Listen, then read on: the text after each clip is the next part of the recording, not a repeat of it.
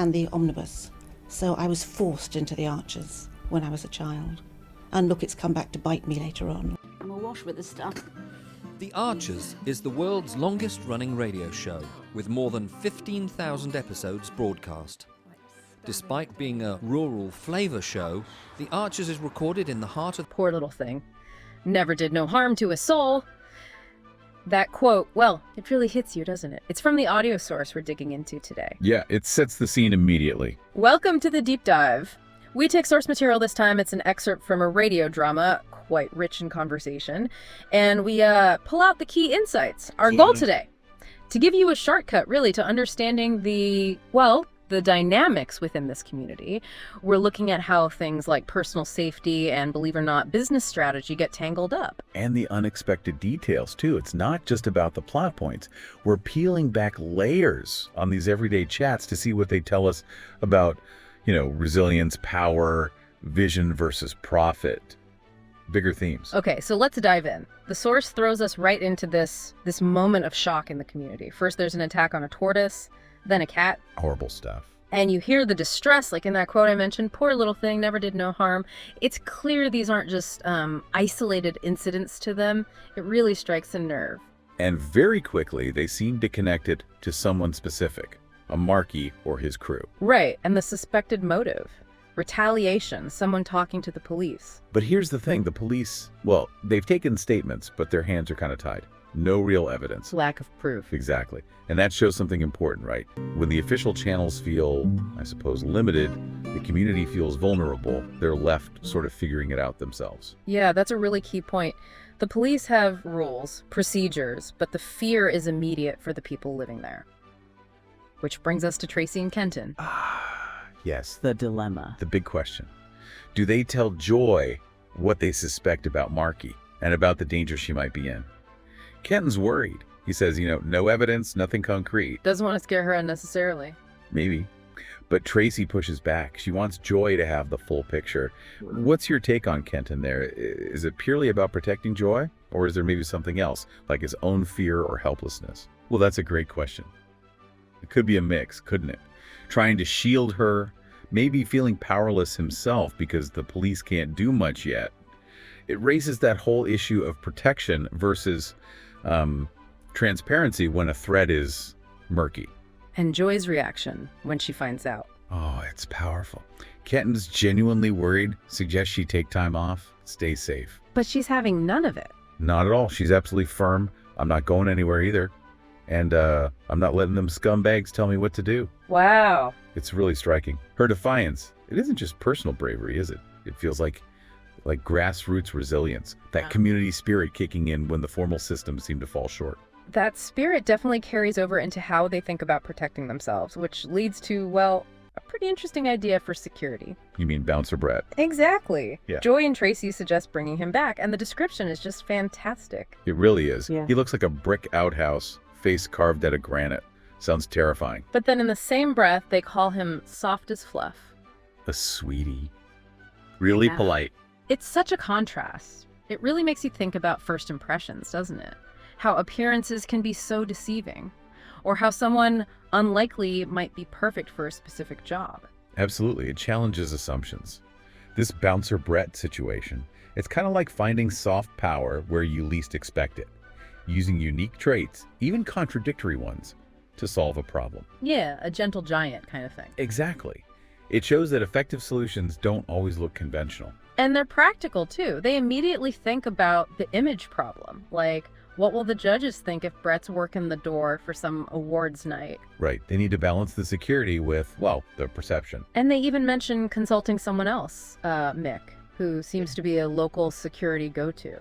It shows they're navigating this complex social landscape, thinking about reputation, not just physical safety. It's a very real-world kind of problem-solving. Definitely. And that same kind of strategic thinking, but on a much bigger scale, is exactly what we see next. We shift scenes quite dramatically here. Yeah, from local pub security to a golf course where a major business pitch is happening. The classic casual chat, serious agenda. Justin's trying to, as the source says, bend Martin's ear about his big plans.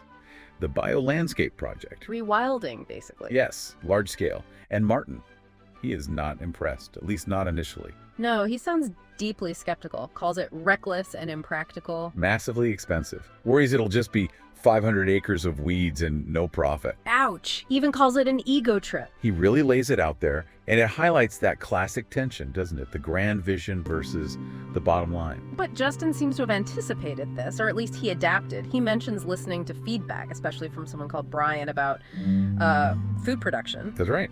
He didn't just ignore the criticism, he revised the plan. He pivoted to include profitability. Which is smart. He knew he had to address Martin's core objection. And he comes back with concrete ideas, not just vague promises. He talks about vertical farming. Growing lettuce and herbs indoors, under lights, year-round. Yeah, uses less land, less water. Fits the eco theme. Then there's ecotourism, building lodges, converting old buildings into eco offices. Okay, so tangible income streams. Exactly. And then, interestingly, Martin himself jumps in with an idea. Oh, what's that? Food storage. Big scale, both chilled and ambient. He suggests it's something Borsig actually needs. So it becomes collaborative almost. Martin sees a practical angle he can get behind. Precisely. It's not just Justin pushing his vision anymore. It's evolving based on shared knowledge of, like, local market needs. Potentially big as football pitches, Martin suggests. Wow, okay. And Justin uses this momentum right. He tries to link it back to Martin's past successes. He does, very strategically. He's working hard to get Martin, the chairman, fully on board. He reminds him about Borsig Water, the storm tanks investment, funding the beaver enclosure. Building that common ground, showing they've successfully backed slightly unconventional, maybe eco-focused things before. It's clever, part flattery, part reminder of shared wins. And he keeps pushing, offering these safe pathways to profit. Maybe even hints at a personal investment opportunity. Does it work? It seems so. Martin eventually says it. You'll have my backing. Okay, success for Justin, but then things get a bit cloak and dagger. They do indeed. They agree to keep the profitable parts of the plan quiet for now. Wiser not to, Martin says. But the really interesting bit is who they specifically agree not to tell. Annabelle Shriven. Bingo. Why Annabelle? Well, the conversation reveals Martin's got suspicions about Justin's business meetings with her. He thinks there might be something personal going on. Rumors. Seems like it. Justin flatly denies it, very forcefully. There is nothing, absolutely nothing between me and Annabelle Shriven. But Martin clearly doesn't trust her, or maybe doesn't trust Justin around her. How does he describe her? Not kindly.